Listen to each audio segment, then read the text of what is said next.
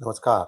Hello and welcome to Feel Guru's channel. I'm your host Sri Iyer. Joining me today is General Shankar and General Harimohan Iyer as we talk about the possibility of boots on the ground. Let's welcome the good generals. Namaskar, sir. How are you? Namaskar and thanks a lot. Sir, I'll let you to start the ball rolling, and I'll be mostly in the background and silent mode. So please go ahead, sir. There's a lot to discuss today. Yeah, at the outset, the time has come when, this war is getting into a cul-de-sac. It's not going forward, it's not coming backwards, nothing is happening. Ships are trickling through Strait of Hormuz based on interpersonal relationship of country to country. It's just exchange of missiles and all that. Then nothing, there are no outcomes. At this rate, nothing will happen. And as days go by, it will appear that America is losing. And if days go by like another week or 10 days, things will go bad. As it is, the Britishers have said, no, we are not interested in this. We want to take care of our interests. The Germans are talking on some other direction. The French have said, we will deploy. So there's a multitude of reactions, not all of them coherent. They're all quite incoherent in terms strategically and tactically. And in such a case, the chances of America declaring victory despite losing is very high. Their only way forward, the way I look at it, is look, you want victory? The whole story, as I said 2-3 days back, is Telka Kale. Everything is Telka Kale, and the construction in this Telka Kale is Strait of Hormuz. Okay. So we'll just refresh what I had said 2-3 days back, and then we'll see what are the options. Can I have that slide, please? Yeah. So yeah, see, if you have a look at it, see the oil facilities of Iran are here, and Strait of Hormuz is to be protected. And if you look at it, I had earlier also said, there's a marine expeditionary force en route. That will take another 3 to 4 days to come into this area, and then give them 3 to 4 days to acclimatize. I wouldn't say acclimatize, to orient and get into the swing of things. So we're looking at already at about 10 days from now when action can really start on ground. But even then, it can start at Natanz, where there's some uranium stock, provided they know where the uranium stock is. I mean, the way I look at it, if USA can get its hands on that uranium stock wherever it is, in whichever form it is, and take it out and say, look, here's the uranium, and that's the gold at the end of the rainbow, and then USA can declare victory and keep going where it wants. That's the way I look at it. So if they can get that, nothing like it, they can be used there. Kargil terminal, that is right in the center, and whether they can get hold of it and then threaten Iran economically, because Iran has been fighting an economic war. They can say, okay, here I am, you do what you want, unless you come to terms, I'll not get your thing. And Kargil is vulnerable, let's not have any doubts. And then the third point is, of course, the Strait of Hormuz, right? For anything, even for Cargo Island to be captured, the Strait of Hormuz has to be breached. Right now, there's no convoys going through, nothing going through. To expect that 4 or 5 warships will sail through this without getting hit is, living in La La Land. You have to sanitize the Strait of Hormuz. Even for future, you have to sanitize. What is sanitization involved? It involves demining, capturing of islands. There are a lot of islands in the Strait of Hormuz. All those have to be physically occupied and sanitized. And to some extent, even the North Bank, which I've been talking of, is USA up to doing all this? We'll see. Of course, they can use Pakistani diversion, right? From this side, coax Pakistani, threaten Pakistani, coerce Pakistani to do something. I don't know whether they can do or not. Then, of course, then there are other options of Kargil and all that we don't know. They can even hunt the launchers. The Marine Expeditionary Force can be tasked to hunt launchers. This was attempted in Iraq. Uh, uh, you know, Covert operations, we don't know, or for surveillance. So any of these things are in there. Insert surveillance teams where they feel fit, all that. But please take this slide off. I have spoken enough of it. There are many options available. I think General Harimohan must come and give his views. It's a fresh, whole new look into this whole thing. General Hari, yeah, I've given outer thing. All yours. Take it on. So this is incidentally my first time I'm speaking on the current Iran war. crisis. Yeah, Oh, the last 2 weeks I was more interested in the T20 World Cup, so I was watching games, and by the time this war has actually caught on. Anyway, that having said, I'll start with two things which I found has not been covered anywhere in any. no, okay, yeah. What is good? What is this thing? Is since you're starting for the first time, give your overview also and give So your I highlights, and then we'll get to this. No problems. so my when I was looking at this current crisis, the first question came to my mind is why now? Why has US jumped into it now? When you look at the Board of Peace which he created, when you look at the people that he invited into the Board of Peace, by and large, but for Iran, if you look at the Middle East, he has got everybody on board on that side. From the north also, from the south also, and from the east also. Sorry, from the west also. That is already it's available to him. In the current scheme of things, Gaza is by and large, Hamas has been, taken out toward Libya and North African areas. So they have been isolated from Gaza as it stands. The only thorn in both Israel and American feet, if I look at it, was Iran.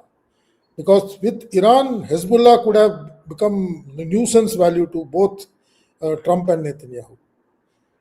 Trump has been not able to solve the Russian-Ukrainian war. Multiple attempts at bringing Russia to heel has not worked.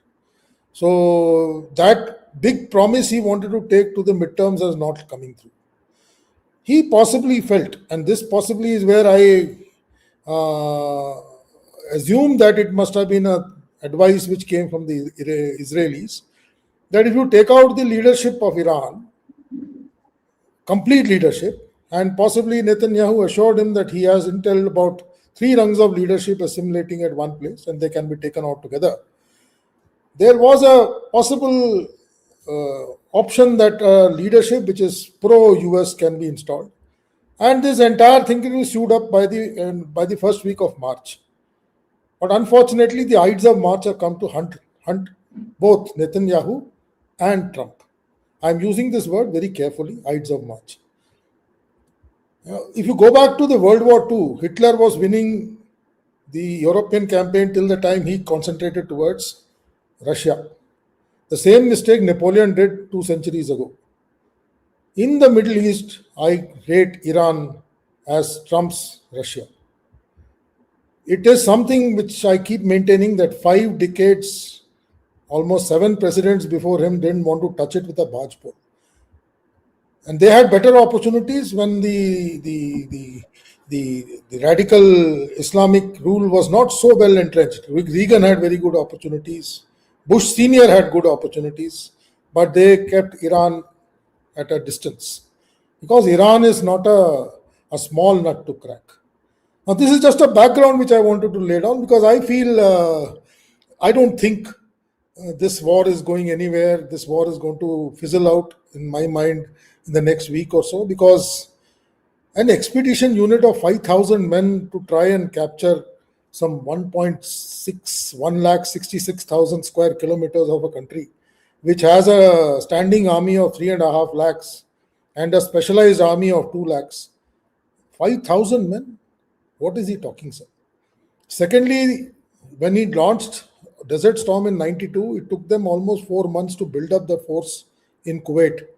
And that time the Persian Gulf was open to him. He could bring the force along the Persian Gulf. Can I have that slide? I have put one slide there. I just wanted to. Yeah.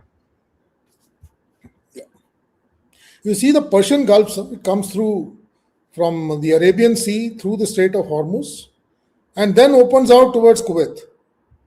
So during Desert Storm, this entire thing was available to him. He could build up in Saudi Arabia. Then they progressed to Kuwait, created a base, and then launched a very well-planned offensive into Iraq. Now, how does he get this even 5,000 men into this area? All those points which you marked on your map, sir, for that he has to first transcript the Strait of Hormuz. These people are not going to land by air anywhere. Even the Kharg Island, the only airstrip that he had, he had damaged it. And he keeps saying all over the countryside that he has bombed the daylights out of that airstrip which was there. He can't even airline his troops into the Kharg Island. Now, where are these 5,000 men going to be? In my mind, they are all going to be in the area around Dubai, on the UAE part of the crescent. He is trying to say that I will put these people there with specialized boats, possibly try and carry out patrolling in the Strait of Hormuz. There will be large amount of clashes with those irregular sipahs of Iran. I don't think it is going to achieve, because Bandar Abbas is very, very secure harbor for Iran. They are not going to be holding it lightly. Assuming that is whatever provincial core is there in the south, I presume that the area of the Strait of Hormuz by now must be held by at least a division, if not more, size of force. To be able to even get a toehold into this area, you were talking about 5 or 6 islands to be dominated. I am saying even if he gets a toehold into this area, he'll need at least 50,000 troops. With an expeditionary force of 5,000, he's going to do nothing. So this is more cosmetic. It is again, in my mind, just another googly that Trump is playing, hoping like hell that it carries out the kind of damage inside the psychological mind of the Irani leadership, because there is a problem. The amount of pounding which Iran is taking, it will buckle down sometime. It is not easy for them. Their own oil exports have gone down because the Kharg Island Bay is no longer available to him, and he cannot also use the same area because of the. Yeah, we can take the map off, or you want the map? Yeah, you can take the map off, sir. They also can't use the same area because I believe the Abraham Lincoln has moved out, which was possibly in the Arabian Sea. That carrier group has moved out because they were threatened by the Fateh series of Iranian missiles. They can't afford to have a missile hit on any of their carrier task force. So he is now not in a comfortable position in my mind. All his bases, and I am surprised, he had about 14 bases which in and around the fringe of Iran. Now to expect 5,000 men to come all the way from the US to come and do his so-called ground offensive, what was he doing in these 14 bases for all these time? So in my mind, I think it is a half-cooked, half-planned offensive which was launched, possibly assuming that the leadership will collapse. The air campaign will bring them to their knees. They never expected that the drones will carry out so much of damage the way Iran has played. And I can tell you, Iran has played it beautifully. The way they decentralized command across the board, they distributed assets. They have been able to hold on to 15th day of campaign. And even today, what I hear is they have made some very strong hits on American bases. So in my mind, I don't see boots on ground coming in. It's more of a threat in being. If he wants boots on ground, he'll have to make it a real composite force with armor, some mechanized force, which must be having superior air support to be able to rush. Wait, before we talk of boots on ground and all that, let's say what are the objectives for any boots on ground? Because your troops to task, everything comes from what is your objective? Absolutely. He has to have what is the aim and the objective of whatever ground the center of gravity, like you said, is either a nuclear site or Tehran. Tehran is beyond his capability. Tehran is too far north, he cannot reach there. Even Isfahan he cannot reach. In my mind, it is too far in interior to Iran. There is a mountain range in between, a huge mountain range in between. And there will be, the troops will be butchered there if they go through that. So I don't know. I personally feel at best he can have a foothold on some place along the coastline, and I don't see him even getting onto the Iranian mainland. I think this entire force is going to operate alongside the UAE and Saudi, Qatar, Bahrain, UAE, Saudi coastline, and try and project from there and do some. Okay, let me put a proposition to you. In my wisdom, okay, there the crux of this entire story today rests on Gulf of Hormuz or the Strait of Hormuz. Okay, I mean, Iraq can keep being there on top of in Tehran, Isfahan, and all that. It's got no value. Karg Island, you can decapitate Karg Island by just bombing it, and no one will get oil He from can't, there. he can't occupy it. It's not. It's beyond. No, wait. He can with these troops. He can. It's He not can't as enter if it, that. He can't enter the Persian Gulf. That is what I'm trying to say. He no, doesn't. that's a He different has to story. go No, through the Strait of Hormuz, and he'll be. I agree with you there. You have to go. That's why I said you have to first clear and secure Strait of Gulf of Hormuz and go there. Now, so it has to be sequential. So the first target is that clearance of Gulf of Hormuz and the Strait of Hormuz. And today, the center of gravity of this whole thing is the Gulf of Strait of Hormuz. So on my mind, sir, sorry, do you think the Iran will not have held it very strongly? In my mind, at least if not a core, at least 2 division worth of strength will be holding that. See, the point is this: what do you need? Do you need to capture the entire place? He has to have a foothold. Where will he get a foothold on the Strait of Hormuz? And Look, with there are about 5,000 there are with about 14 islands. Wait, no, there are 14 islands in the center on the Gulf. A marine expeditionary force, special force, can take over most of these islands. Sir, at best 1 or 2. With 5,000 men, sir, it is 2 battalions. No. Don't look at it from that 2 battalion point of view. The idea is to take over about 5-6 islands which are critical, and then the channel opens up. So And I then- agree with you, sir. Let's go step by step. 2 See, islands, sir. let's Let's define. It's not just he's got a marine expeditionary force of 5,000 troops there. Plus, he's got 50,000 troops otherwise also, and he definitely would have. Those 50,000 troops are not combat. Hurry. I can always say he can't do it. I can look. I'm getting somewhere. Take it. Go. Just flow. I also know, like you, that he can't do it with what he's planning. What is the criticality of this entire story? The center of gravity is opening up of Hormuz. So what does opening up of Hormuz involve? Both the shoulders have to be secured of the Hormuz, and Okay. the channel has to be out of the reach of whatever guerrilla forces that he's got. Okay.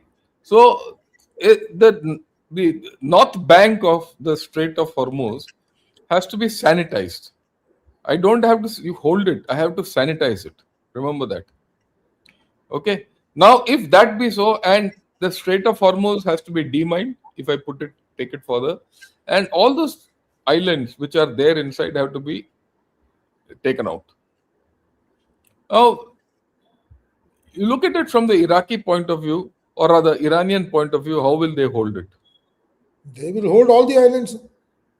Yeah, with all, how much? They're small islands. You see the problem with those my islands. point is, if he's holding with the 2, I'm saying if he's got 2 divisions east or west of Bandar Abbas, which is center of that Hormuz, assuming Yeah, that how much? The strength on these islands can't be much. at least let's say a battalion size force.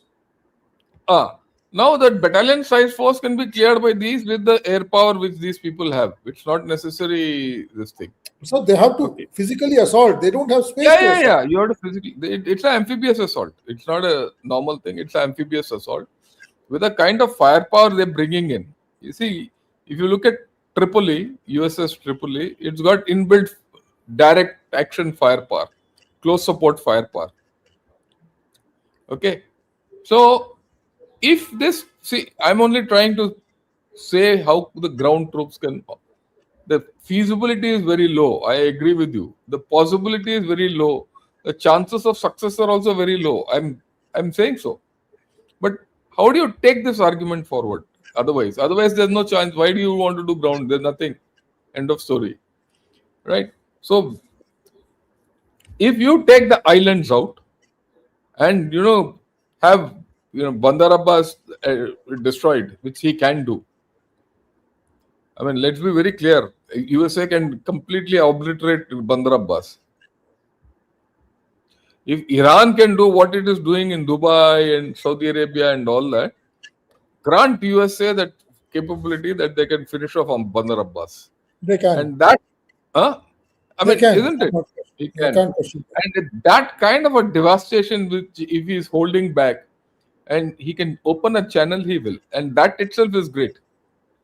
Once you get a foothold there, they will take the northern bank. He doesn't need many places.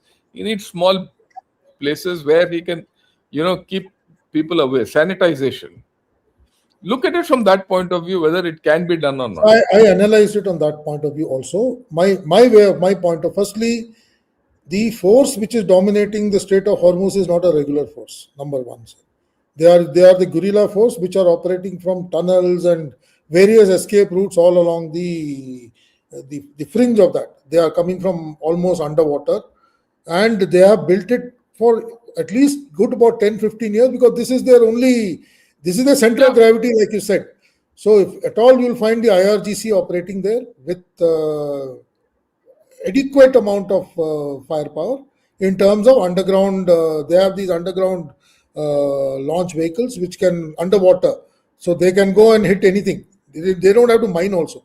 The mines, I believe they have put 15 mines. It is basically just a symbolic thing to say that we are also mining. Mining is not there. Mining is not there. Mining is not there. Mining is not there. I have my larger point here is assembly of force in this particular, that everybody is equating it with Iraq. In Iraq, he could assemble inside Persian Gulf.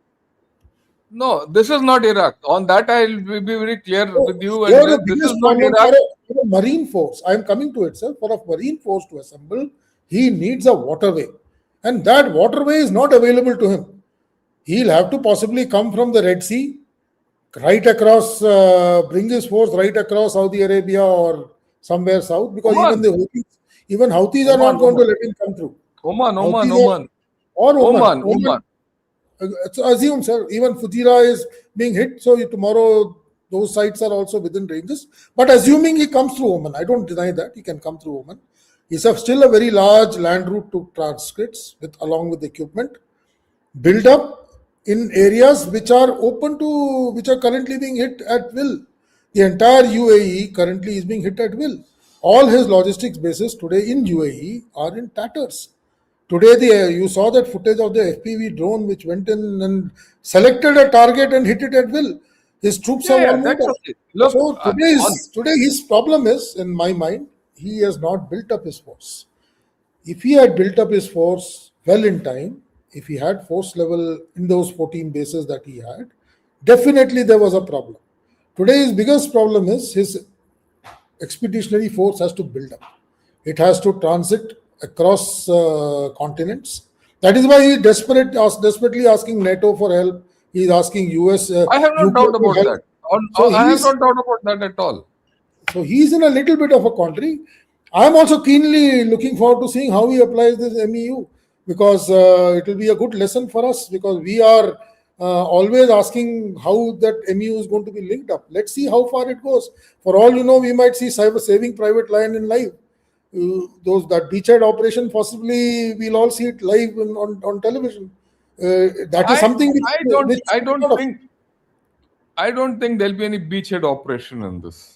So yes, of course he has got. That is where I am coming to. He's got airborne divisions. He's not moving it. If he had built up an airborne division and launched an airborne force north of the Strait of Hormuz and tackled it from the north with the kind of air superiority that he has, possibly he could have dominated certain amount of areas. But I am a little strained for view. Why is he coming with a marine expeditionary unit, which in my mind will find it extremely difficult to get into the area of operation, because even his carrier task force has moved out of there. I agree with you. The point, all I'm saying is moving it. He's moving this force. What are his targets? What are the most likely target? Most likely targets are right, sir. It's going to be something worth watch for. Maybe the second half of March is going to be exciting for us. nice lessons to learn. Maybe our organizations also might change, because our Navy is extremely hesitant to create a larger marine force. And possibly, you never know, we'll have a marine division, which is something we have been saying for Yeah, long. yeah. So the point is that, look, there is a chance. It will be very interesting to see what this Marine Expeditionary Force will, achieve. 5,000 people, boots on ground, is actually 2 battalions. What they can do on ground, because they'll have their own logistics, their backup, PAO, all that, right? What will these 2 battalions? This thing, at best, they'll get hold of the islands in, uh, you know, the Strait of Hormuz, right? So At best. I am laughing because Russians with a full marine division, sir, were trying to get onto Odisha for the last 4 years, Yeah, and I know having that. complete air I know what superiority you're saying. from Crimea. They could not, using the best Black Sea fleet available to them. They could not go. They lost. They lost I, a I destroyer. yeah, I fully agree with you. But this is the best you can give them. That's all. That's all. That's all. Right? At best. Whether At it best. can do, not do, we'll see. We'll see how it goes. We'll see what these chaps are up to. Okay. In the event of that not happening, where do you see this whole war going? So I feel next 10 days you'll find some kind of mediation happening. Russia is going to come in, and I think China is playing it very, very. In fact, China after Venezuela has shown a different color here. Venezuela, it played its total black demonstration. Now China is really showing its colors here. They are continuously drawing oil also from Iran, and I think they have enough resources inside Iran to help the Iranian government in whatever way it is. And a couple of noise which China has made in terms of they will not let Iran go in the way Venezuela went.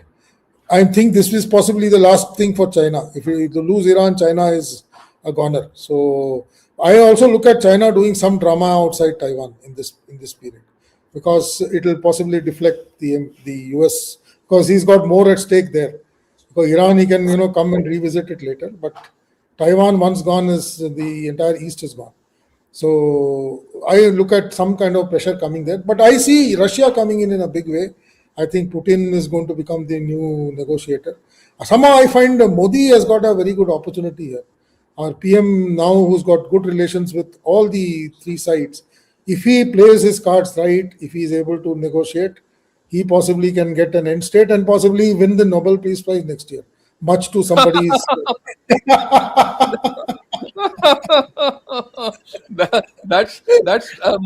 That's a political expeditionary force you've unleashed. No, sir, he's not getting it. The moment he launched that attack on Khamenei, his Nobel Peace Prize has been It's posted gone. out. It is gone. It's gone. So he Gone. can keep Anyway, dreaming about yeah, it. He'll Sri not. Ayerji, your view, come. Please come in. General Iyer, General Shankar and I have been positing one thought about whether there was a deal made between Russia and the United States when they met person to person in Alaska.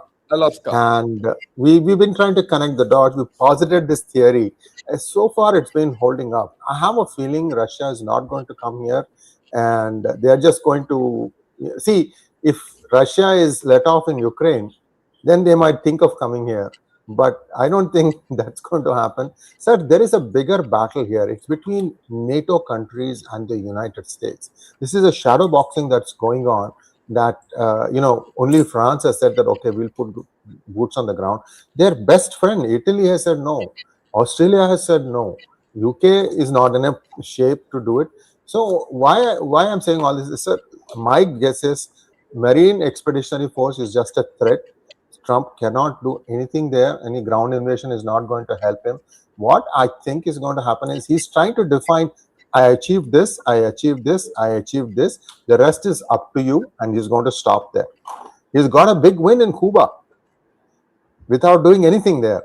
So that's the kind of thing he's going to showcase, and he's going to say, I've done all these things, and leave it at that. That's my 2 cents, sir. There's no way they can put boots on the ground. But then I have been proved wrong before. I thought they will not go to war. They did go to war. So, so stranger things have happened. That's my limited point, sir. Yeah, go ahead. Go ahead. I also did this little analysis as to why France has said yes. So if you look at the energy which moves out of the Suez, France has got a major stake in drawing oil from Saudi Arabia and Kuwait. So unlike the rest of NATO, they are more interested in Russian oil. They are not so much interested here. So that is one reason possibly why Italy is also not very keen, because it doesn't have too much of things at stake here. Whereas France has got things at stake because its energy requirements come from here. That is one. Secondly, as far as Alaska goes, I guess some kind of a broad agreement must have been done, that I will go cool on you and you don't finger me when I come here. Whether Iran was mentioned, I have a doubt. He must have said, I want to solve the Middle East crisis. So I will do something, you don't interfere. And that is what Russia has done. In the first 10 odd days, when whatever he was doing, they have kept out of it. They have never interfered. Whether it was, and his attempt to get the Kurdish people on board has also failed, because they have also said, no, we don't want to get into this muck. So all this adds up to the thing. The only person who is out of the game is China. And for China, this is possibly their toehold, because if he lets go of this, the condition with China is Xi Jinping will be thrown out. And I also feel Pakistan, like General Shankar says, if you look at the whole thing, there were only two countries which were, trouble for Israel. One was Pakistan, which had nuclear weapons, and one was Iran, which is likely to have nuclear weapons. Pakistan का तो पूंछ पकड़ के बिठा लिया उसने, वो board of peace में भी खड़ा होके बोलता है आप तुम ही माता तुम ही पिता हो. So he will not flinch. The favorite field marshal will wag his tail the way Trump tells him to wag. So that is solved. He possibly thought by removing the leadership, he puts a leadership in place, and this whole jigsaw puzzle is over. And thereafter, he can wash off his hands from Russia-Ukraine wars and say, look, I have solved Venezuela. Like you said, Cuba, it's a fantastic achievement he achieved. You take Venezuela, you take Cuba, and you take Israel. People will forget because the Jews who run the finances in US, for them, Ukraine can be let go of, but Israel is something which is very dear to them.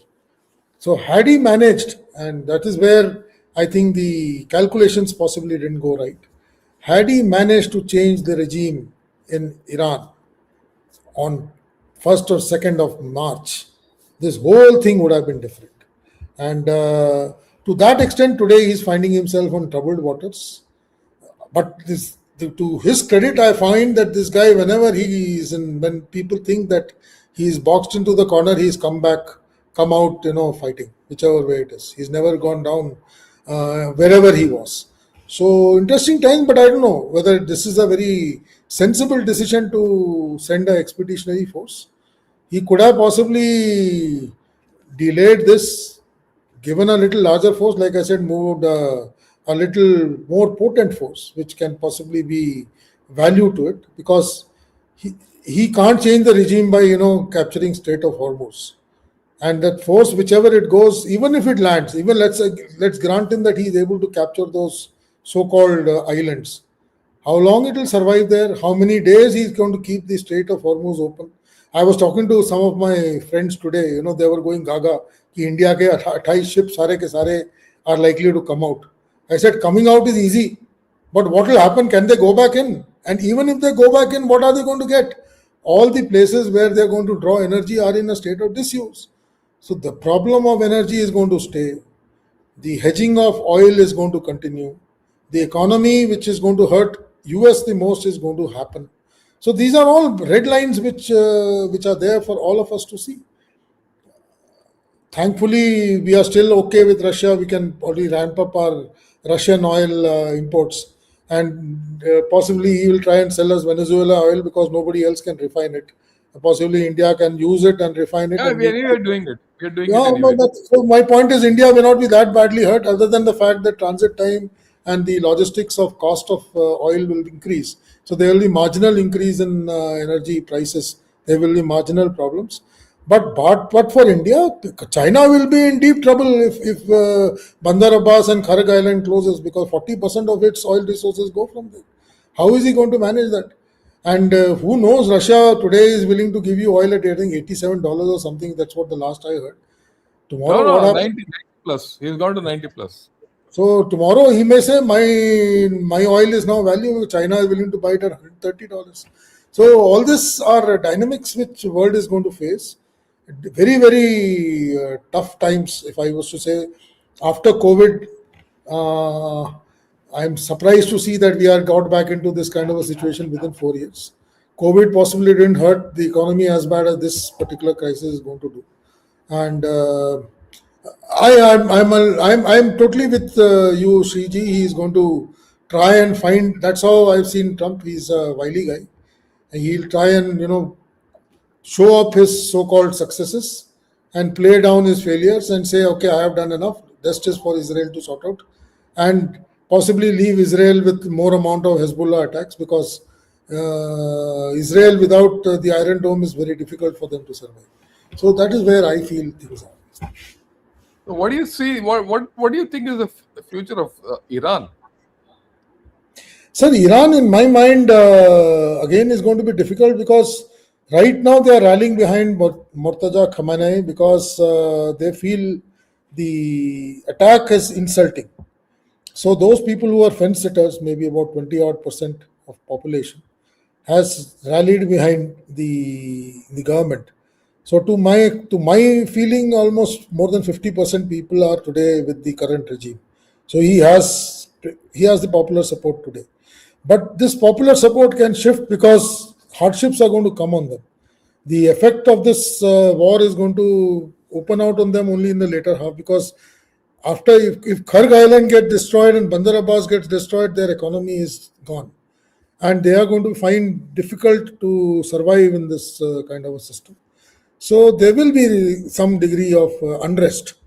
How that unrest is fueled, whether CIA and the operatives who are experts at running it the way they run it in Syria, I possibly felt that was a much better and easier way without dirtying their hands. They could have waited for 6 months. That's why I say the whole thing is because he was not able to get the Russian-Ukrainian card. He jumped into the Iranian cauldron much before it was ready. And had he waited for some time, possibly gone with a little more deliberation, this puzzle might have been in a different way. Knocking off a leader who's 86-year-old. Again, that famous quote comes back. US is the only nation which removed Taliban, occupied Afghanistan for 2 decades to put back Taliban. So they have done the same thing here. Only difference is, instead of 2 decades, it is 2 weeks. But they have put a more radical and a much more younger guy who possibly. He's not radical yet. He's hardly radical. That fellow is a bloody businessman with property in London. So, but the fact is, he's a 45-year-old guy. If he survives, he'll survive for 20 years. So Reza Pahlavi's next generation will have to now look at possibly sitting. Reza Pahlavi is out of question, right? So they were trying to place him. Yeah. So the important point you brought out, which I think is very important, is the fact that it's not a. Iran might say it has won this war, but what after this for Iran? Economy shot, a lot of property, construction, everything short, infrastructure gone. So to rebuild that, they need money. Where will they get that money from? They stand isolated today in global affairs. They'll have an internal leadership problem. Mustafa might now be in chair, but can he consolidate? Because of all this churn which has gone on, there'll be a huge thing. The post-conflict problems of Iran will come up, and you're seeing an emergence of a weak Iran. And this weak Iran, and what else? Another thing which Iran has done is it has antagonized all its neighbors. Every neighbor, especially in the Gulf, is against it. They'll not allow any Iranian to get in, and they'll keep Iran at an arm's length. So it's not going to be easy for Iran. And I'll put it this way. For whatever happens, America doesn't have direct stake in the oil here because it's oil surplus. It doesn't have. Doesn't have. So American economy will revive, barring except that ammunition which they have lost. And for all you know, I mean, people talk of ammunition, yeah, war and all that. A lot of this ammunition must be old ammunition which they've pooped off. So, which we all do. Okay. Training ammunition. Yeah, now we are all laughing, but that's what we do. You put the old ammunition off and keep holding on to the new ammunition. So to that extent, I am okay. You know, America has not lost much. Some amount of loss of equipment, all that, and they'll go back and they'll revive their economy. In fact, this might revive and rev up their defense industrial complex. In a funny manner, this might be the push which America needs to get its engine going. So there are positives out of it. To think that America has lost is gone. But I want to come on to something else. You see, in recent wars, unlike in 71, where 93,000 chaps laid down their arms and a nation was born, and then you declared victory and all that, there's no victory or loss in the modern battles. Everyone declares victory. Like last time Pakistan got had, and he is victorious. Okay, he's also victorious. We also victorious. The bloody fellow got himself the highest gallantry award also for sitting in a bunker. That stupid joker, Asim Munir. So the concept of victory has gone. The concept of loss has also varied.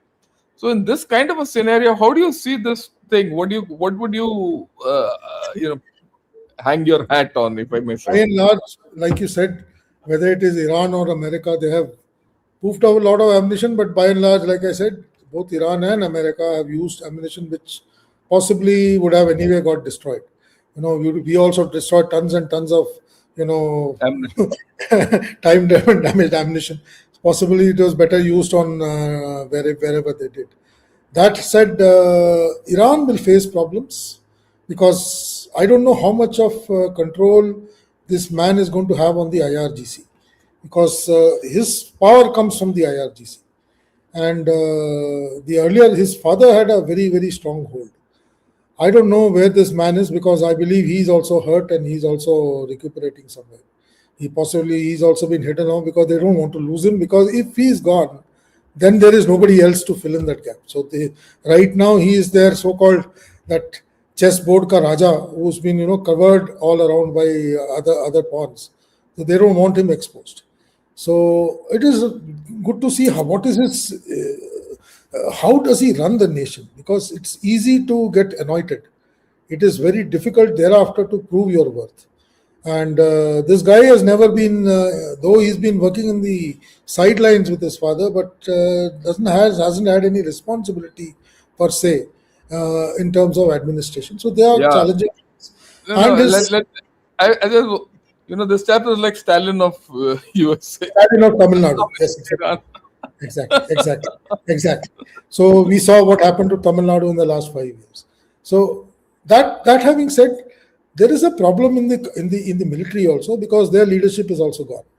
The younger leadership will take time to establish themselves. Administration will also take a kick, because Iran is a very, very big country. It is 2/3 of the size of India. So to administer that kind of a nation with a leadership which is fractured is going to have problems. And it is not that Iran doesn't have its own internal problems. The areas which are closer to Balochistan has its own issues. The north has the Kurdish issue alongside Iraq and Turkey. And even in the areas which are adjacent to Iraq in the south, there is a fair number of Sunni population which don't want to be part of the current dispensation. So these fault lines can be exploited by somebody. And let's assume that, let's say, even if USA pulls out in whichever manner it is, that does not mean that it will stop interfering. And that is why if you look at the terms and conditions which Iran is laying down for the ceasefire, it is putting all this in paper. You will not interfere, you will remove all sanctions. Who will respect it? Exactly. So the covert element, which is possibly going to start working, will start activated. So there is going to be huge, like you said, cost of living is going to go up. Hardships are going to happen on the population. They possibly will accept it for 6 months. After 6 months, those 20% of people which possibly shifted the alliance due to the due to the attack, possibly may come on the other side. So a possible revolution again is a possibility. Interesting times. I am a little skeptical whether the IRGC is going to play ball the way they have played for the last 20 years. So it's interesting to see how this guy manages it, especially when his own economy is going to be in tatters. He's not going to have the kind of oil economy which he had for so long. Chabahar port, which was supposed to be, he was trying to play games with us by handing it over to China. That leeway is gone. That Even is if gone. that is gone. They today bombed the area around Chabahar port. I was about to say that they are bombed and whatever infrastructure is there is not usable anymore. So China's dream of having a port in the Persian Gulf is gone. So they have to No, they again might go do back. the same to Bandar Abbas tomorrow. You You see, can. Bandar Abbas is a little difficult because it is entrenched. Chabahar was in open sea, so it was easier. But that said, yes, I agree. So Bandar Abbas will be a target. Before Americans go, they will ensure that the last volley is strong and sound, and they'll declare it as their victory and go back. Like today, also when Trump came out and said we have done some great things last night, and he's going to come and say, yesterday I have knocked off one of their ports. I've knocked out their oil capability. Iran is going to collapse on its own. I don't want to dirty my hand in going into Iran. I'm going. We wait and see. I'm going back. And and possibly Israel will also come up and say that Iran has been defanged. They are no longer likely to hurt us anymore. So possibly everything will go hunky dory and Iran will fall on its own. So it's not everything is not gone for USA. Only problem is the midterm elections are close. How much he is able to influence his population, because I believe even by elections he's finding it difficult. His approval ratings are very low. So will they able to have a midterm election which is going to give them the power which he has? Because right now he's been boxed from all sides. The tariff law has got him into trouble. It is not over yet because the second part of it is still under discussion. The return of that $700-800 billion. So there's going to be how will he return it, because he's already reduced the tax, so he's got no revenue to return that money. So let's see. He's in for but again I say I've seen this man. Whenever you put him in a corner, he comes out fighting, and he comes out stronger. So time to see how he comes out. Yeah. So boots on ground at the end of 40 minutes. Boots on ground, or nearly 50 minutes. Boots on ground are far away. They might just come and wave a flag here and there and go. Future of Iran very bleak. America beyond a point won't get hurt. That's my firm conviction. I also agree with that. People are saying, "Oh, this is the end of the American empire and all." I think it's all nonsense. Nothing of that kind will happen. America. But if he goes that one step of putting boots on ground, then he's in trouble. I see. Like you rightly said, there's no question of boots on ground because the boots are not there to be put on ground. The fundamental thing is there are no boots on ground. And right from beginning, they were very clear that there'll be no boots on ground. Their plan is misfired. There's no doubt about it. But because their plan is misfired, they're going to completely annihilate Iranian infrastructure, all that, and leave a rubble out there. No Iranian regime will have the capability to look outside and say, "Oh, I'll do this, I'll do that," right? And there's another thing which you actually, as you mentioned, it came to my mind. You see, today the army is split. I wouldn't say split. It is decentralized, acting independently, autonomously. Now, what happens when such an army? This is not a regular army, like the way you and I are, all that. It's still a religious, a theocratic army, if I may put it, a radicalized theocratic army. Such people have a tendency of becoming warlords, right? There might be that odd guy who will say, "Oh, bloody hell, yeah, why should I listen to this fellow? This fellow was just sitting there. This politician was sitting there at the top and I doing nothing. I was the one who was fighting and I was the one on ground doing everything." And don't be surprised if CIA and Israel chaps are pumping some of these fellows up to rebel. So the what's going to happen to Iran is gone into a deep zone of uncertainty. Right? We don't know if this, like you rightly said, Mustafa will survive. It's not a matter of physical survival. We don't know whether he'll survive the rigors of post-conflict Iran. We don't know who's going to come next. So the power centers would already be sharpening their knives internally. And this is and this is also the history of all the Muslim nations. Radical Muslim nations have had this thing. So we'll see. Someday the ball falls on them. Yeah, right. So we'll see how this whole story goes. I think we've done enough. Can we take some questions? If you could come in, and I don't know if Shreyadi doesn't come, it's okay. We'll take questions. We'll go alternate. Will you come in for the questions, or you want to this thing? No, you're muted. I have some noise interference here, and okay, fine. Carry on. We'll carry on. Not to worry. Okay. So let's start with the questions. Yeah. Namaskaram. Thank you, dear General Shankar and General Harimohan Iyer, for your analysis. Jai Hind Ki Sena, Jai Bharatam. Thanks a lot, Bhaskar. Right? And General Shankar, what are your thoughts about the future of Dubai in short and long term? Will the entire tax haven utopian dreamland concept change soon if we foresee West Asia not being the same ever again? Your views, Hari. Yesterday I saw the Dubai real estate market crashing, and it has really crashed very badly. So it's a temporary. As long as UAE is able to hold together, that is very important. UAE is again a dynamic group of Emirates.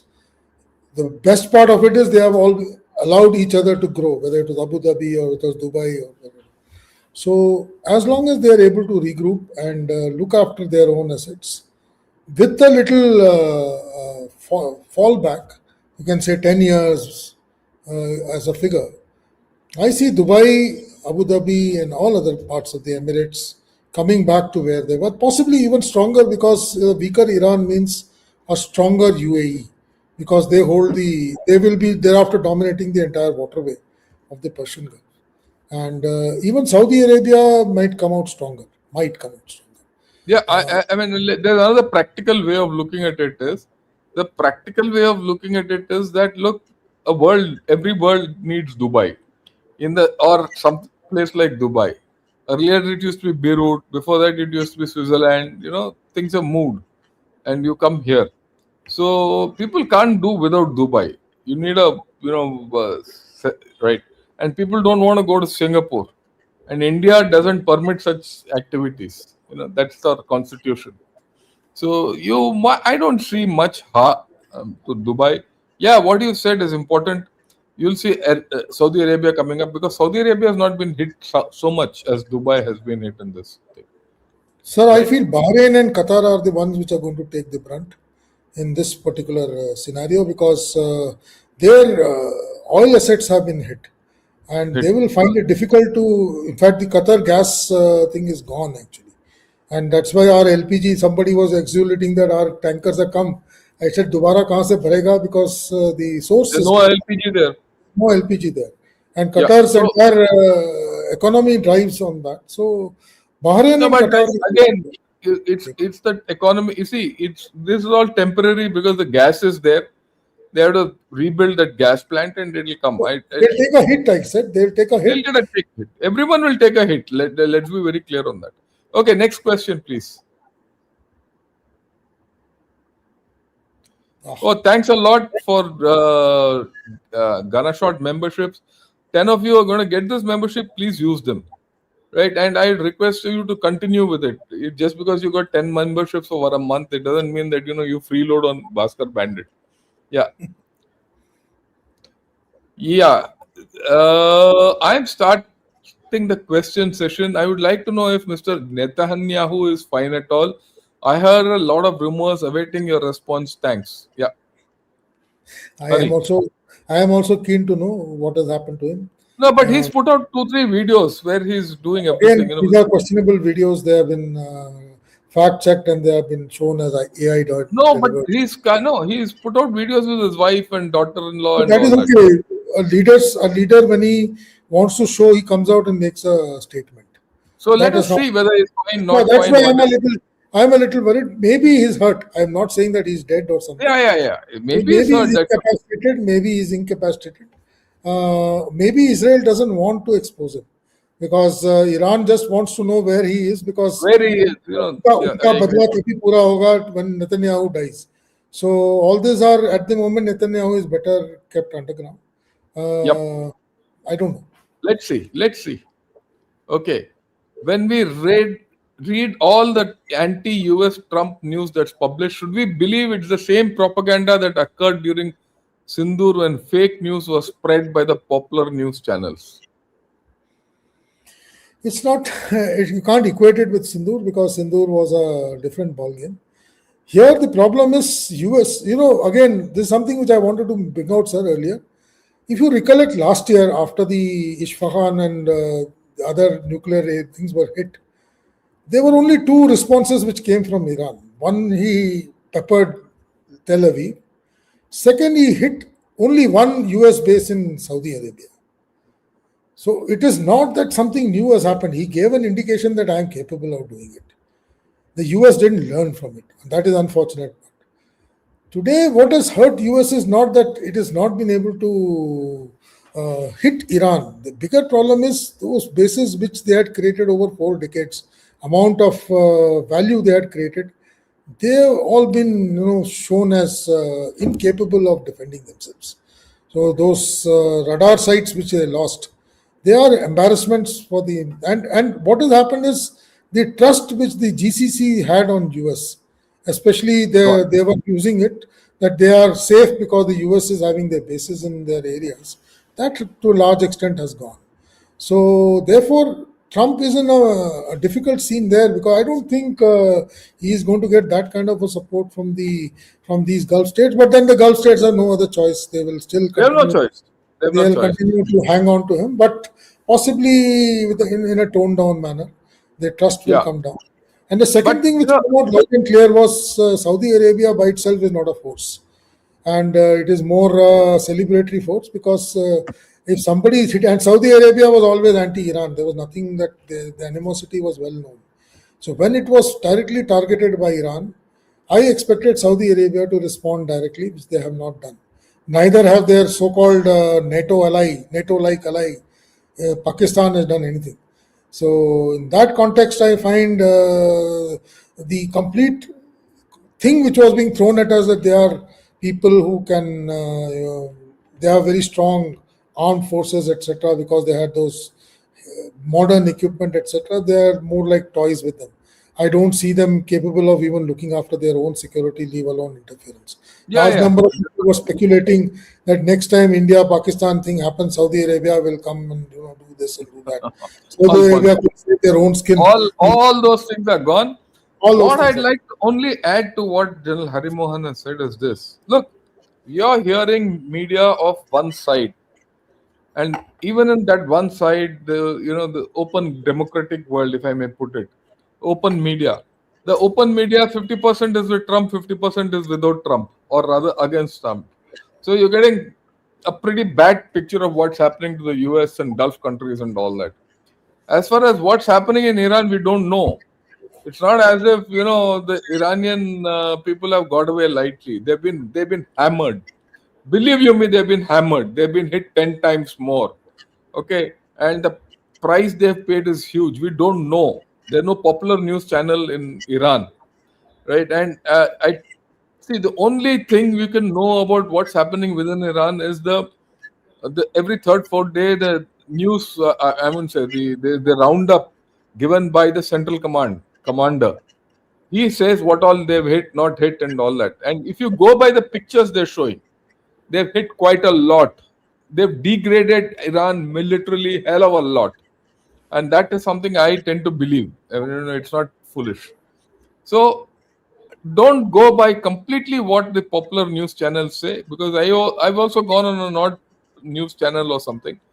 It is these anchors. Who are the anchors? These are girls and boys who hardly know anything. Today they're talking of war. Tomorrow they'll talk of COVID. Day after tomorrow they'll talk of some famine somewhere. So their capability of switching subjects is good, but their ability to understand what's happening is pretty that much. So take it for what it is. That is why we go out to explain things in detail. Right? Okay, next question, please. Can India benefit from this situation? If yes, how? India can definitely benefit from this situation because right now India is possibly the only country in this area which has got open forums with both sides. India can talk to Iran, India can talk to Israel, India can talk to US. But that's why I personally feel this is a very good opportunity. But like this is also an opportunity to burn your fingers. So I'm sure our Prime Minister is a very sensible man. He will step in only when there is a clear indication that fingers are not going to be burnt. That No, said, I you don't. see, that said, you See, see we have the given them way a platform during the India Today enclave. We have given them a platform during the Resina dialogue. So I think we are in a good situation. That's my view. So if the way we have been able to get our tankers out, at least those 12 odd ships which have come out, is indicative of the fact that both sides are not anti-India. So to that extent, I think we are in a not in a bad situation. I won't say we are in a good situation because our economy is also going to feel the hit and feel the hit real bad in the next 6 to 8 months. There was a surprising thing yesterday. The growth figures came and they gave a point 0.1 point increase in the GDP growth for the next year. That was the surprising part, but I don't know whether they have factored this last 1 month's damage. But that said, I think we will take a hit for some time, but we are in a good position. I just want to jump in just for 1 second. Really, really regret that I could not participate more. No, it's okay. And You can keep, he wants to have his point too. no, that's okay. If you notice, General Iyer, General Shankar, now the domestic politics is also heating up. This is preparation for midterm elections, Elections. and he is going to log out. There is no reason for him to keep his finger in here. Also, remember one other problem that countries like Saudi Arabia are going to have is if 1 second, sir, if United States logs out and says that there's a saying in Tamil, "Magane un samattu," that means It's all you yours. take care of it's all yours. No, that right? can't happen. That won't happen. So, well, But Trump has very clearly said, he said, this energy is not mine. And yesterday when he was going Yeah, against yeah. UK, he says, I am fighting No, for no, you. He said, this energy is for you. I am fighting for you. It's not going to affect me. no, I completely agree with you. So let's see where this whole thing goes. yes. Can we have the next question, please? What could be the composition of boots on ground? Do you rule out NATO involvement? I don't want to answer this. No, look, we know what will be the composition of boots on ground. Maximum it will be this brigade, nothing more. Nothing more is planned. There's He no cannot NATO. bring NATO that. is already hey, He doesn't not have. NATO has already said this is not our fight, so leave it out. Okay. None of the European Union countries are saying no, we'll come and join. No one is going to come. So let's not think that this is going to go further. Yeah, next. Trump did not mention India in his tweet where he asked other nations to help. What does this mean for us? He knows India will not send ships to escort tankers. Like, That is look, very clear. I'll put it this way. No, I mean, I have a different view on this. India's already there. India's already there. India is doing what it has to do, right? You're already there with your ships. You're escorting people out. You already have good books with Iran, like you said. You're okay with Israel. You're okay with Saudi Arabia. And you're okay with USA. He's probably at this point of time, the way I look at it, he's taking India for granted. Right? He's counting India in. I won't say taking it for granted. He's counting India in on his side, and I can bet my bottom dollar. Without India, there's going to be no solution here. I am totally with you. Without India, there's no solution. Yeah, there's no solution without India. Okay, And no China, no China, China, and all gone. as far It's as India. Indian Navy is concerned, Indian Navy actually operates up to the Gulf of Oman in its normal beat. So that is within our AOR, and therefore for ships they are already there in that count. Whether Indian ships will enter the Strait of Hormuz and go as a We'll see that. That is something to be seen, because it's a very Let's difficult. see how the situation evolves. There's no point talking about it now. Yeah, next question. That's it. Yeah. There are news coming that Iran will only let ships pass in UN to go through. Is it true? Wouldn't this be good for China? It's an Can't old happen. news. This was 3 days old, and after that he has let Indian ships go through. I believe some Bangladesh ships have also been allowed to go through. So he's picking. So basic thing is he wants to declutter the Gulf. So all these ships will be allowed to go out. His bigger thing is he's not going to allow any ship to come in. And even if a ship comes in, what is he going to fill? Because there's nothing there to fill. So that is a See, bigger challenge. yeah. And not only that, food security for people. Food has to come from outside. Nothing grows there. Remember that. Yeah. Is West Asia peace lost forever? This is what people said when Iraq war happened, and they said it again when Iraq war happened again. West Asia, in at least my lifetime, the 60 odd years that I have lived, has always been like this. The last one saw Beirut to be a. Other day I was seeing a very old movie, and I saw Beirut to be a bustling city. I think it was the late 60s. For the last 60 odd years, West Asia has been on fire. And it has been like this, whether it was Iran and Iraq, whether Syria and Jordan, Jordan and Israel, Egypt and Israel, Saudi Arabia and Yemen. So this kind of a dynamic has always been there. We'll continue. It will continue. West Asia will stumble from crisis to crisis. That's the way I look at it. Given the weaponry and munition available with the Iranian militia, Houthi, Hezbollah, et al., the US-Israel combined are aware of the weaponry, munition, and quantities available with Iran. Yeah, I think so. Yes. Israel will never commit troops into Iran, take it from me. Israel has got its hands full taking care of its own borders. Yeah. And it's not going to go beyond that. Even now, Israel has switched its interest towards Hezbollah and Beirut, back to Lebanon. It's the complete Iranian front is being held by US currently, and it is US versus Iran, and Israel has become the thumping boy because along with the US base, he is giving it back to Israel. But Israel is no longer very actively involved in strikes inside Iran these days. How many kgs LPG the average household needs to have its own 30-day supply? See, not much. Issue is not that. Issue is this LPG. Your requirement was based on certain degree of supply lines. Now, if this supply line goes, you'll have to look at some other avenue.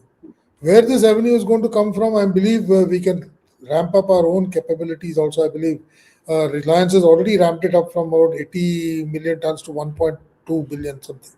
So to that extent, 1.2 lakh tons. So to that extent, I think LPG per household can't be calculated. There is an interesting fact which is coming out in the social media is today with this Jyoti Jeevan Jyoti scheme which the Prime Minister launched.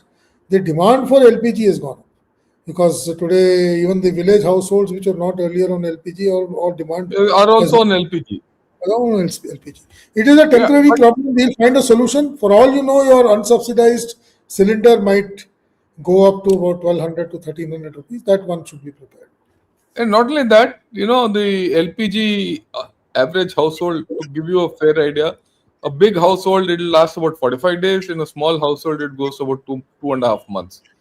Right? That's the way it is in India. I mean, that's a ballpark figure I'm giving you. He's asking from outside. I didn't know that. Yeah, it's about 45 days to 60 days, depending on how one. Okay, refill. Next. Is China still getting subsidy from Russia? I don't think so. I think Russia is giving subsidy to everybody. I think he's giving $4 to India. That's what I heard last. Right. He'll not give anything to Russia. Be rest assured. He must have by now withdrawn it. Okay. Because Russia and China started having difference of opinion for the past 1 month. So the only difference is he's got a pipeline. So the transit costs are lesser for him. No, maybe not. But, we'll not get into those dynamics. But the subsidy is out. Next. Subsidy is out. What if oil goes to 135 and then to $67? Mean one spike in war, then sudden cool down? What do you do of this? People will make money. That's about all. People in stock market should sit and wait for oil to come back to Yeah, 67 yeah, and start reinvesting. Or you yeah, should be bold enough to buy oil at 135. You yeah, possibly yeah. Okay, is the tariff battle drowned in the noise of this bloody conflict? No, General Harimohan said, what happens after this whole story is there? He has to go back. That second part of the judgment will come, and how do you repay this back is a $1 million question. So let's not be in a hurry to decide on anything. Okay, next question. Yeah, the bridge too far I, selfish. I, I told him last time to watch the movie because I was discussing Operation Market Garden when I was talking about the Okay, changing nature of warfare. okay. Why should Iran not be broken? If UK could do it for Bharat, why not do it here? I don't think Iran is that fractured. That's the only difference. Iran, being Persia, has held on like a nation for I don't know how many thousands of years. Iran as a structure has been what it is for a very long time. Only thing is the people changed from Zoroastrian to Islam, but then they Islam. stayed. They stayed there. The only difference, the fault line is they have a tribal sect which is adjoining Balochistan, and then they have a Sunni sect which adjoins Iraq. Besides that, by and large, it's a very closed society of Shia Muslims, and possibly the only Shia majority in the world. So I don't see Well, it might break. it I won't don't break. see it. It won't break. Okay, Ayatollah Shah, all changes forced by US plus Great Britain since 1923, and people blame extremists in Iran. Do we know where real extremists are? Yeah, look, okay. Let me put it. I'm going to do this tomorrow. I'm going to do this. We'll examine the history of animosity between USA and Iran, and you'll see that and the way changes have happened and all that. Uh, Radical, you might call it radicalism, but that is a extreme form of Islam which has seeped into Iran, and it has been solidified by the theological system which they have evolved into. It is, what we call fanaticism and what we call radicalism is a strong belief in their own religion, which has seeped down to their households. It is ingrained. To think that they will think differently is foolish. They will be like that. And there is a character of the Iranian people that, they're pretty intelligent, they're inventive, but at the same time, they're very rigid in their ways and things. And let me also put it today, Iran is speaking very nicely to us. There was a time when they didn't. Okay? They didn't. So let's not think that Iran is a nice, cuddly little toy which we can play around with. No. Even Chabahar, they took a long time to come around. Okay? Even they It took changed. a Even Chabahar, huh? they changed. Even change. Chabahar, they have actually ditched us. To be very frank, Okay. they And didn't. even during all our wars with Pakistan, they were siding Pakistan. So you need to treat Iran for what it is rather than imagining it to be something else. Okay. We'll talk of it. You'll understand it tomorrow. Maybe I'll talk of it if I get the time. Yeah. I already said this, China Air Show, Taiwan. It is They will happening. try. But look, China is a spent case. That's China my is, view. no, they will only do this, only demonstration. If you have seen my last China is a podcast, spent case. China For will those only of do you demonstration. for those of you who don't understand what a spent case is, then you fire the when case comes out. वो spent case है, अभी China spent case है ये. And one of these days I will talk of China.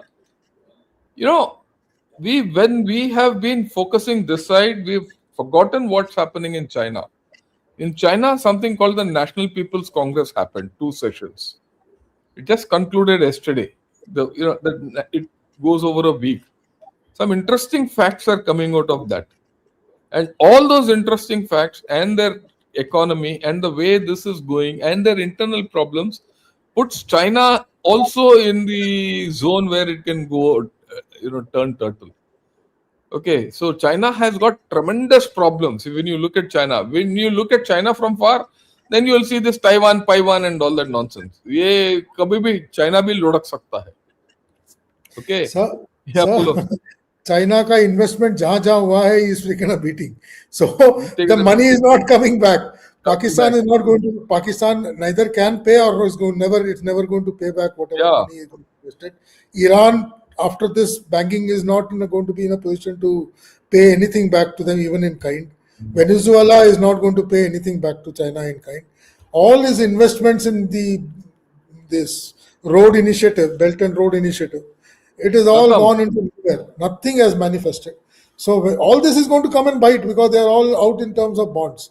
This money is all going to be sometime realizable, and they're going to find And no, shortages. not only that, he's just released bonds. He's released some I'm 300 saying billion the same bonds. thing. So he's releasing bonds. All these bonds are going to come and bite. At some days, these bonds have to be realized. So he's Yeah. in financial trouble. Need a session on Ukraine war. Why are Russians struggling to capture Donbass fully? This war is probably the most modern So we can warfare do ever. next Wednesday. We Yeah, can do we'll it do next. that. But you look, let me tell you, Ukraine war is now dead. It's not end. Okay, it's gone because Russia is now back on dollar economy. He's turned against this thing. He's gone into the U.S. pocket. Trump will not let him go till such time the Gulf oil And production doesn't and come up. and to add to it, NATO has shown two fingers to Trump. So Trump Trump is not so going to support Ukraine anymore. support NATO till such time the Gulf oil production doesn't come up. It's the Russian oil which is going to save the global economy. Okay, it's only Russian gas. Russia has gas also, which will step in. So don't What? think that war is over. Zelensky can go where he wants. That's the way I look at it, and I So don't the think. one thing I don't know whether people have not realized that two things came out in that waiver which came from Trump. One was he gave 30 days waiver for you to buy. And secondly, quietly he's released a document saying that those companies which are under sanctions, that those sanctions have been temporarily lifted. So today, Russia is capable of selling oil to anybody, and Anyone? so you will find Russia now becoming the Middle East for some time. It will become the oil Yeah. basket for There's no most of the world. choice. There's no choice. Yeah. Iraq's revolutionary guards have resulted in ISIS. Are we looking at similar nuisance after this conflict? Look, no, possible, possible. There is a little difference in my mind Yeah, there's a because difference, but let me put it this way: the concept is right. It depends on, like, that's what we discussed. Post-conflict Iran, how will it emerge? Will all those military guys who have just broken apart and doing autonomous thing, will they become warlords? Will they try? There'll be a power struggle. Make no mistake, there will be a power struggle in Iran. So how that will manifest, how that will degenerate into some kind of an insurgency and all that, we don't know. Because see, ISIS came out because the American soldiers put foot on ground and pushed the army out, and they converted into ISIS. That thing is not there, but you might find something else happening. But the conceptually, what you're saying is okay. It's not ISIS. Conceptually, there will be. We are looking at something which we can't define at this point of time. Yeah. so the only thing I am totally in agreement with you.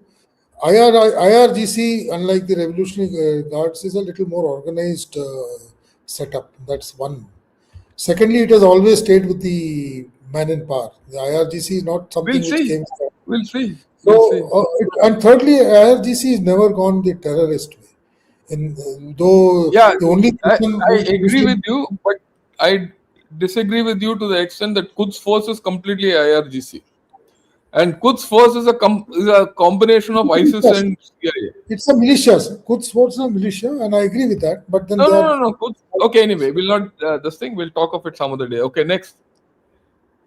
What is preventing India from formally establishing full diplomatic relations with Taiwan and selling them Indian weapon systems similar to how China has done with Pakistan? तंदूर के अंदर हाथ डालने का क्या जरूरत है यार? Let China fry its Yeah, own yeah. cook. करने दो यार. Why do you want Taiwan is so far away? Why do you want us to get involved in Taiwan something? If you want to do something covertly, I'm sure the people who are interested with it are doing their little bit and keeping. We Yeah, need to yeah. keep the tandoor. We need to keep the tandoor warm. Okay, so that when China puts its hand into it, it should burn. It's burnt.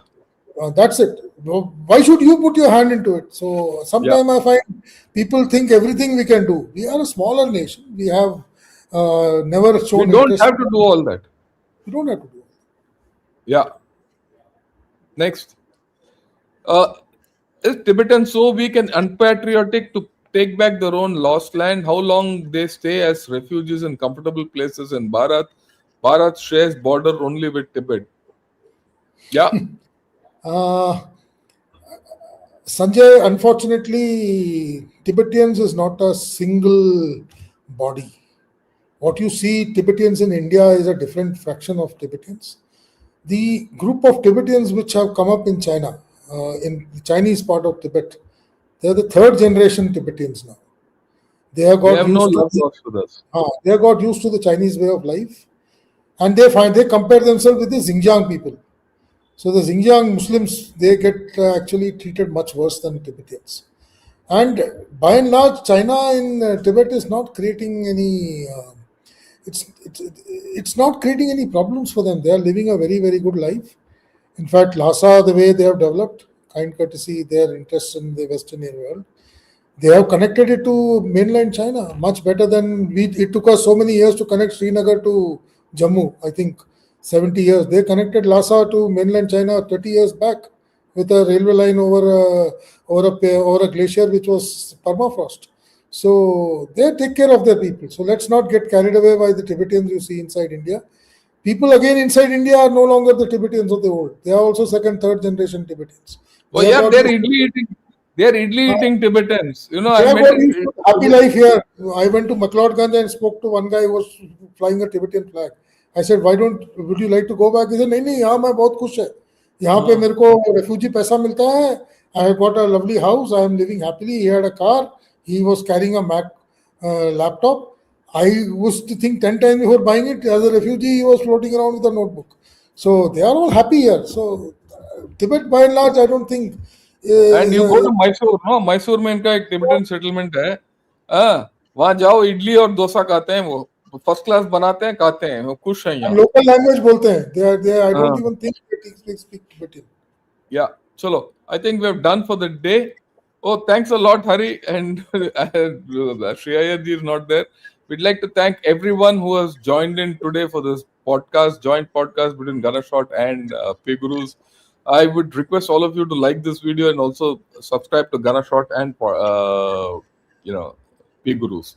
With this, thanks a lot, Hari. Till next week, we'll call it and we'll continue with our discussion later. Bye. Take care and have a great day. Always a pleasure. Thank you.